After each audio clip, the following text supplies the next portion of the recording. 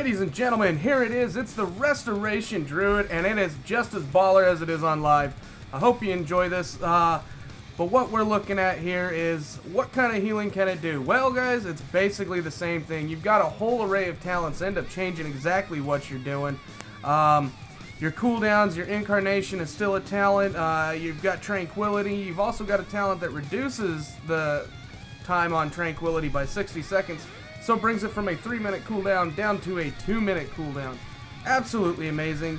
The healing on it is super strong. The Pally tank even admitted that he was a little bit on the squishy side, but he still had no issues keeping him up, guys. It's just a matter of knowing your class, knowing your cooldowns, and guys, this hasn't changed much since live. It's playing extremely well. You've got some really good heals going off. They've kind of reworked the mastery bit. It is the same thing, but it's on the target itself. So instead of it activating and you get harmony and you end up getting that increased heal, what it is how many hots do you have rolling on that person at the time? Well, this is going to do X amount of increased healing, and you'll see right here, boom, hit the tree and just pop everyone back to life almost instantly, guys, from all these huge damage spikes that we ended up taking. You've got the cooldowns. Efflorescence has changed a little bit also. It's no longer proc through mushrooms. Basically, you just end up casting Efflo on the ground, and it puts the mushroom in the middle, and then you get the green stuff up there. Lasts 30 seconds, so it lasts a good amount of time. So, all things considered, guys, you are great for any situational healing, whether you have to be on tank or if you have to end up being AoE heals. All it is a little bit of talent swapping, and you can end up going from being mediocre at AoE to absolutely insane. Again, I mean, you can see I don't lose anybody, even though I come really close due to missed interrupts and just stuff going off. There was a few little issues, but I deleted those. Haha, that's the cool part about being, in charge of the video itself. And again, guys, you have the cooldowns. Don't forget to use these. But the main healing touch, once you end up actually rolling all your hots, this is a level 110 dungeon. I had it hitting normally for like 200k. Absolutely insane amounts of heals for a good heal or efficient heal, whatever the hell they want to call it now. But for a slow cast time and everything, it would actually do really well, and it would crit for a high amount also. Tank had like 2 million health is what they said at this level. They did rescale these dungeons a little bit. They scaled them back. They used to be like 810 for the dungeons. Now they've scaled them down to 785. So that's another thing that I had to get used to, because they kind of changed the difficulty just by changing the item level, which is fine. Worked out good. As you can see, we're going through. We are beating the hell out of this guy. He is taking some damage, but hey, that's what you're there for as a healer. Make sure you take care of that shit before he fucking dies. Unless there's no, there is a 2-shot mechanics, and you can't do shit about that. And there we go. As you saw, the shaman kind of decided he was going to stand in the beam, and it killed him. Shit happens. But all in all, guys, this is playing very well. Your artifact ability, the main thing on your artifact ability that you've got is it's going to act like Genesis on live right now. It's on a 1.5 minute cooldown, and all it does is basically reduce the your tick time on your hots by half.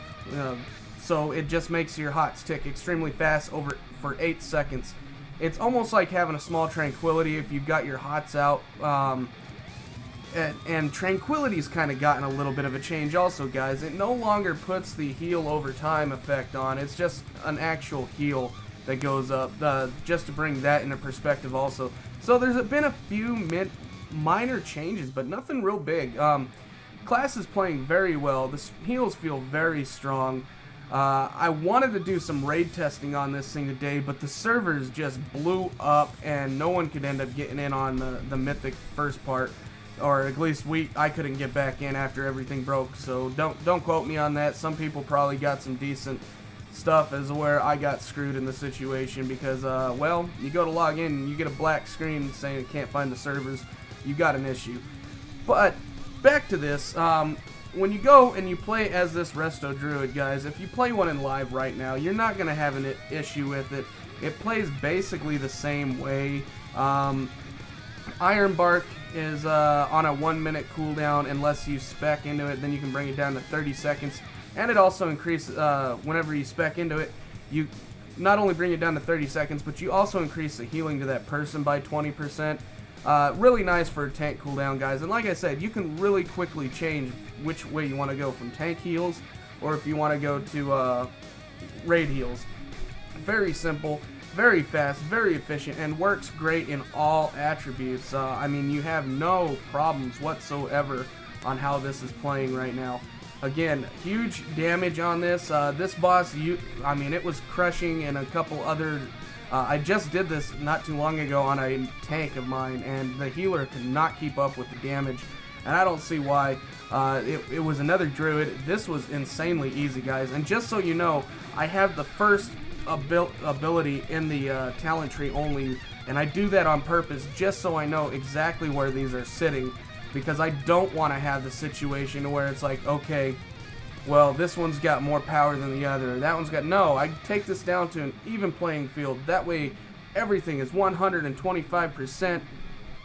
Yeah, okay, 100% perfect situation. You know, some tanks are going to be better than others, some healers are going to be, or some DPS are going to be better than others. But when I'm doing the healing or tanking videos, I know for a fact that my tanks and my heals are baseline. They are streamlined going into this, and they do not have any additional artifact power. Just because I don't want that. I want to bring a comparison up front of how they're doing before this. Now with the artifact power, this is only gonna get better. They do have a couple really niche abilities in there. I didn't really go over the artifact too terribly much, guys, but you've got your bases just like any of them.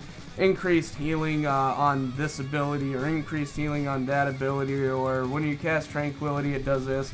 All neat stuff. Now another thing you'll notice is there's a nice shiny little lightning bolt up on my bars. That's right, as a Restoration Druid on a 3-minute cooldown you get Innervate back. It works a little differently now. It doesn't give you mana back.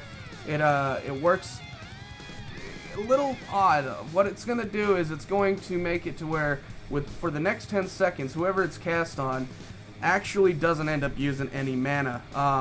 None of their abilities cost any mana, and you can cast this on yourself, guys.